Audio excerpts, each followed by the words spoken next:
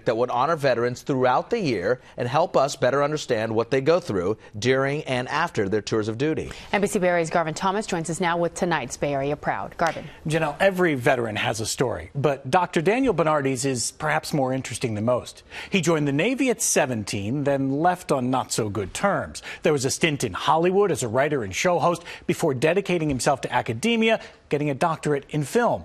But then, feeling poorly about how he had left things, Daniel re-enlisted in the Naval Reserves, ultimately leading to a tour in Iraq. Like I said, it's quite a story. But it's how Daniel is telling other veteran stories that is tonight's Bay Area Proud. O'er the land of the free and the home of the brave.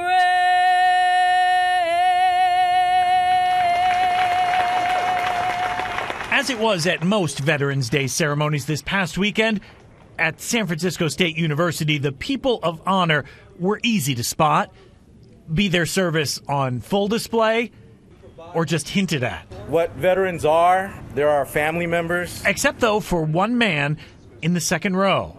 Daniel Bernardi is a professor and chair of the school's cinema department and director of their documentary unit.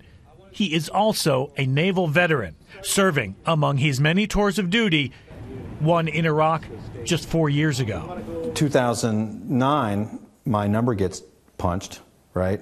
It's a presidential recall. It's to Iraq. I have a pregnant wife and a little kid, and I'm tenured, and I have to go, and I go. You can do your thing over there. We'll support you, and we'll run the small one over here that won't compete. Daniel says at least around campus, he keeps his military past somewhat low-key. He prefers to keep the focus on student veterans. When's the first festival submission deadline? Which makes sense, because putting the spotlight on other veterans is what Daniel is spending a lot of time doing these days. Under his leadership, San Francisco State has embarked on an ambitious project, the Veterans Documentary Corps. It's hell. A series of short films, each telling the story of an individual veteran. All wars, both genders, different stories with one goal: improve what Daniel sees as a lack of understanding of what servicemen and women go through in war, and more importantly, at home. Something Daniel has experienced firsthand. I could see there was both an awkwardness and I mean this in the most general terms of ignorance of what it was like, lack of knowledge. Hey, this is what you signed up for. Daniel's team of professional filmmakers, school staff, and film students have already completed half a dozen films, with a similar number in different stages of production. That is, however, not the half of it. Literally, the Vet Docs Corps wants to make more than 100 of these films. Daniel says they're going to have to if they're going to make any impact at all.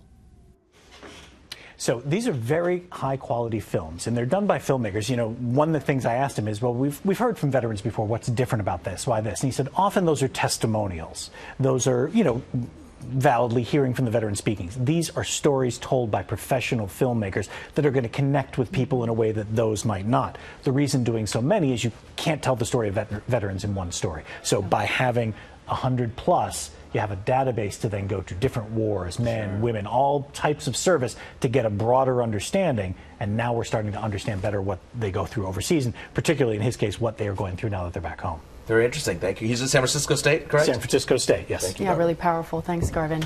Well, we got